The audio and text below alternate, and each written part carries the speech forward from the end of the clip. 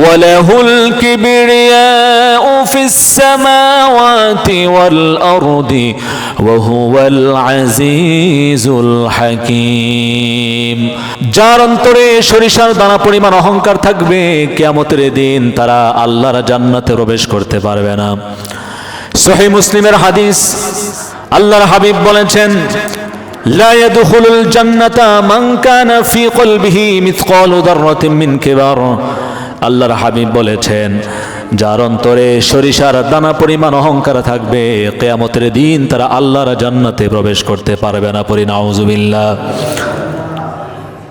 যদি আপনার অন্তরে অহংকার নামক ভাইরাস থাকে, তাহলে এই হাদিসটি আপনার জন্য।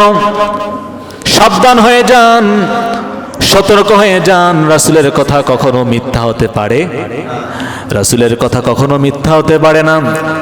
যারা বিশ্বাস করবে না তাদের ঈমান থাকবে না।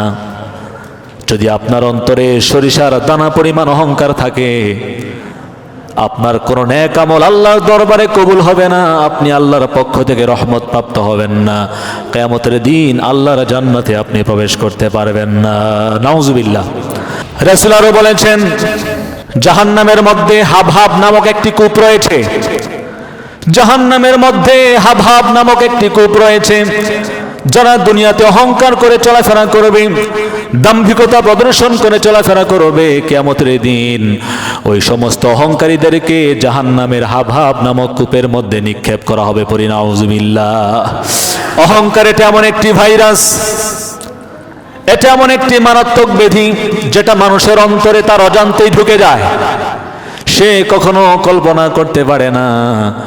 ক্যান্সার যেমন মানুষের জীবনকে তিলে তিলে শেষ করে দেয়, ঠিক তেমনি ভাবে অহংকার নামক ভাইরাস মানুষের ঈমান, আমল, নৈতিকতাকে তিলে তিলে ধ্বংস করে দেয়। এই পৃথিবীতে বহু বড় বড় খ্যাতনামা ব্যক্তিত্ব ছিল, যাদের ধন দৌলত, টাকা পয়সা, ক্ষমতা কোনো কিছুরই অভাব ছিল না। কিন্তু অহংকার করার কারণে, দাম্ভিকতা প্রদর্শন করার কারণে এই জমিনের মধ্যে তাদের পতন হয়েছে। ঠিক কিনা বলেন? আবু জাহেল, উতবা, শায়বা, মুগীরা, নমরুদ, ফেরাউন, সাদ্দাত সহ এই পৃথিবীতে যত বড় বড় কাফের ছিল, তাদের ধন দৌলত, ক্ষমতা, টাকা পয়সা, প্রভাব প্রতিপত্তি কোনো কিছুরই অভাব ছিল না। কিন্তু অহংকারের কারণে, আত্মগর্বের কারণে তারা আল্লাহকে মানত না, নবী রাসূলদেরকে মানত না। তারা নিজেদেরকে খোদা মনে করত, তারা নিজেদেরকে ক্ষমতাবান মনে করত, মানুষের উপর জুলুম করত, মানুষের উপর অত্যাচার ও বিচার করত, সন্ত্রাসী কর্মকাণ্ড চালাত, ইসলামের বিরুদ্ধে ষড়যন্ত্র করত। অহংকার করার কারণে রব্বুল আলামিন তাদের সমস্ত প্রভাব প্রতিপত্তি, ক্ষমতা কেড়ে নিয়েছেন, লাঞ্ছনার সাথে, জিল্লতির সাথে দুনিয়া থেকে বিদায় করে দিয়েছেন। ঠিক কিনা? আমরা দেখেছি ক্ষমতা পেয়ে যারা ক্ষমতার অপব্যবহার করেছিল, অহংকারী হয়ে গিয়েছিল, অহংকারী হয়ে গিয়েছিল, অস্ত্রের মাধ্যমে জোর করে ক্ষমতা ধরে রাখতে চেয়েছিল, মানুষের বাক স্বাধীনতাকে কেড়ে নিয়েছিল, জুলুম, নির্যাতন, অত্যাচারের স্টিম রোলার চালিয়েছিল, দুর্নীতি, সন্ত্রাসী, চাঁদাবাজি করে মানুষের জীবনটাকে অতিষ্ঠ করে তুলেছিল, ইসলামের বিরুদ্ধে নানা ষড়যন্ত্রে লিপ্ত হয়েছিল। যখনই তাদের অহংকারের মাত্রা বেড়ে গিয়েছিল, ঠিক তখনই রব্বুল আলামিন তাদেরকে ধরেছেন, এই জাতির সামনে বেজ্জিতি করে দেশ থেকে বিদায় করে দিয়েছেন। ঠিক কিনা বলে? অহংকার এটা এমন একটি মারাত্মক ব্যাধি, এটা এমন একটি ভাইরাস, যার অন্তরে অহংকার থাকবে, যার মধ্যে অহংকার থাকবে, এই অহংকার তাকে তিলে তিলে ধ্বংস করে দিবে। ঠিক কিনা বলেন? কোনো মানুষের জন্য অহংকার করা শোভনীয় নয়। কোনো কিছু নিয়ে অহংকার করার যোগ্যতা মানুষের নাই। মানুষ কি নিয়ে অহংকার করবে? জ্ঞান গরিমা নিয়ে অহংকার করবে। আওয়াজ করে বলেন, মানুষকে জ্ঞান গরিমা দান করেছেন কে? টাকা পয়সা নিয়ে অহংকার করবে। মানুষকে টাকা পয়সা দান করেছেন কে? ধন দৌলত নিয়ে অহংকার করবে। মানুষকে ধন দৌলত দান করেছেন কে? ক্ষমতা নিয়ে অহংকার করবে। মানুষকে ক্ষমতা, প্রভাব প্রতিপত্তি দান করেছেন কে? সবই তো আল্লাহর দান, মানুষ এগুলোর মালিক নয়। ঠিক কিনা বলেন? সবই আল্লাহর দান, মানুষ এগুলোর মালিক নয়। সুতরাং আল্লাহর দান টাকা পয়সা ধন দৌলত ক্ষমতা পেয়ে মানুষ কখনো অহংকার করতে পারে না, বরং যেই রব মানুষকে এগুলো দান করেছেন তিনি শুধুমাত্র অহংকার করতে পারেন, তিনি ছাড়া আর কেউ অহংকার করতে পারে না। ঠিক কিনা? একবার এক মনিব গোলাম কিনতে গিয়ে গোলামকে জিজ্ঞেস করলো, ও গোলাম তুমি কি কাজ করবে? গোলাম জবাব দেয়, মালিক আমাকে যেই কাজ করাবে আমি সেই কাজ করব। মনিব বলে, তুমি কি খাবে? গোলাম জবাব দেয়, মালিক আমাকে যা খাওয়াবে আমি তাই খাবো। মনিব বলে, তুমি কি পড়বে? গোলাম বলে, মালিক আমাকে যা পড়াবে আমি তাই পড়ব। এবার মনিব বলে, গোলাম তোমার তো নিজের একটা মর্জি আছে, তোমার তো নিজের পছন্দ অপছন্দের বিষয় আছে। মনিবের কথা শুনে মালিক যে জবাবটি দিয়েছিল সেই কথাটি প্রত্যেকটা মুমিনের জন্য আদর্শ স্মরণীয় হয়ে থাকবে। মনিব যখন বলেছিল, গোলাম তোমার তো নিজের একটা মর্জি আছে, তোমার তো নিজের পছন্দ অপছন্দের বিষয় আছে, এই মনিবের কথা শুনে গোলাম যে কথাটি বলেছিল তার কথাটি প্রত্যেকটা মুমিনের জন্য আদর্শ স্মরণীয় হয়ে থাকবে। গোলাম বলেছিল, যদি আমার নিজের কোনো মর্জি থাকতো, যদি আমার নিজের কোনো মর্জি থাকতো, আমার নিজের পছন্দ অপছন্দের কোনো বিষয় থাকতো, তাহলে আমি গোলাম হতাম না, আমি কখনো দাস হতাম না। যেহেতু আমি গোলাম তাই আমার নিজের কোনো মর্জি থাকতে পারে না, আমার নিজের পছন্দ অপছন্দের বিষয় থাকতে পারে না। আমার জীবন আমার সবকিছু আমার মালিকের ইচ্ছায় পরিচালিত হবে। আল্লাহু আকবার। আমি যেহেতু গোলাম, আমার নিজের কোনো মর্জি থাকতে পারে, নিজের পছন্দ অপছন্দের কোনো বিষয় থাকতে পারে, আমার জীবন আমার সবকিছু আমার মালিকের ইচ্ছায় পরিচালিত হবে। গোলামের এই কথাটি প্রত্যেকটা ইমানদার মুমিনের জন্য আদর্শ স্মরণীয়। আমরা যারা ইমানদার মুমিন আওয়াজ করে বলেন, আমাদের মালিককে, আমাদের স্রষ্টাকে, আমাদের রবকে। আমরা হলাম গোলাম, গোলামের ঘরের গোলাম। ঠিক কিনা বলেন? আমি কার গোলাম?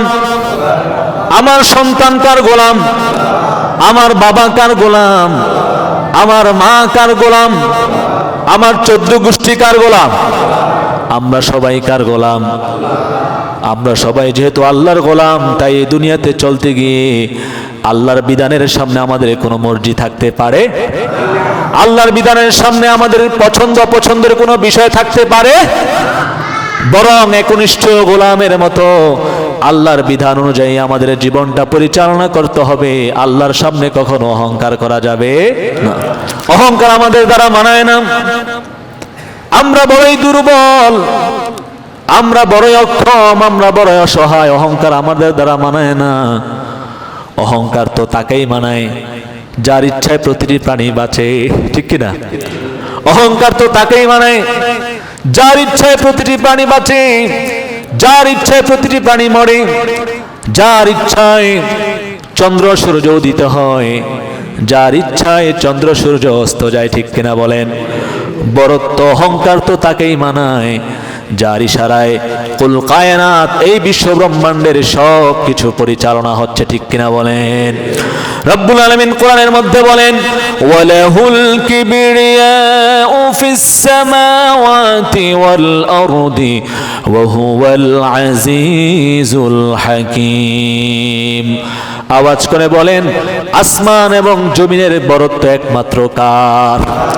আসমান এবং জমিনের বরত্ব একমাত্র কার? তিনি পরাক্রমশীল, তিনি প্রজ্ঞাময়। পড়ি সুবহানাল্লাহ। অহংকার আল্লাহর সৌন্দর্য, অহংকার আল্লাহর পোশাক, অহংকার আল্লাহর চাদর। হাদিসে কুদসিতে এসেছে, আল্লাহ রাব্বুল আলামিন বলেন, আল কিবরিয়াউ রিদাই ওয়াল আজমাতু ইজারি ফামান নাযানি ফি শাইইন মিনহা আদখালতুহু ফিন নারি ওয়ালা উবালি। আল্লাহ রাব্বুল আলামিন বলেন, অহংকার আমি আল্লাহর পোশাক, অহংকার আমি আল্লাহর বরত্ব, অহংকার আমি আল্লাহর চাদর। তাই যে এই বিষয়ে আমার সাথে ঝগড়া করে, যে বিষয়ে আমার সাথে ঝগড়া করে আমি তাকে জাহান্নামে নিক্ষেপ করব, তাতে আমার কোনো পরোয়া নাই। পড়ি নাউযুবিল্লাহ। কে বলেছেন? আল্লাহ বলেছেন, অহংকার আমার পোশাক, অহংকার আমার বরত্ব, অহংকার আমার চাদর, সুতরাং যে এই বিষয়ে আমার সাথে ঝগড়া করে আমি তাকে জাহান্নামে নিক্ষেপ করব, তাতে আমার কোনো পরোয়া নাই। যে অহংকার করে সে আল্লাহর চাদর নিয়ে টানাটানি করে, যে অহংকার করে সে আল্লাহর পোশাক নিয়ে টানাটানি করে। অহংকার করা মানে আল্লাহর পোশাক নিয়ে টানাটানি করা, অহংকার করা মানে আল্লাহর চাদর নিয়ে টানাটানি করা। কার এত বড় স্পর্ধা, কার এত বড় সাহস যে আল্লাহর পোশাক নিয়ে টানাটানি করতে পারে? আছে নাকি কেউ? কার এত বড় সাহস যে আল্লাহর চাদর নিয়ে টানাটানি করতে পারে? আছে নাকি? কথা বলেন। যদি আপনি কোনো সম্মানিত ব্যক্তির চাদর ধরে টানাটানি করেন, যদি আপনি কোনো সম্মানিত ব্যক্তির পোশাক ধরে টানাটানি করেন, সে কি আপনার সাথে রাগান্বিত হবে নাকি খুশি হবে? কথা বলেন। সে কি আপনার উপর রাগান্বিত হবে না খুশি হবে? রেগে যাবে, রাগান্বিত হয়ে যাবে।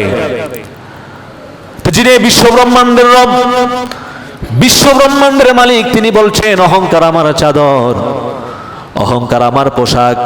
যে আমার পোশাক নিয়ে টানাটানি করে, যে আমার চাদর নিয়ে টানাটানি করে, আমি তাকে জাহান্নামে নিক্ষেপ করব, তাতে আমার কোনো পরোয়া নাই। নাউজুবিল্লাহ পড়েন। এই হাদিস শোনার পর এখন থেকে, আজ থেকে কোন মুসলমান অহংকার করতে পারে? কথা বলেন, কি অহংকার করতে পারে?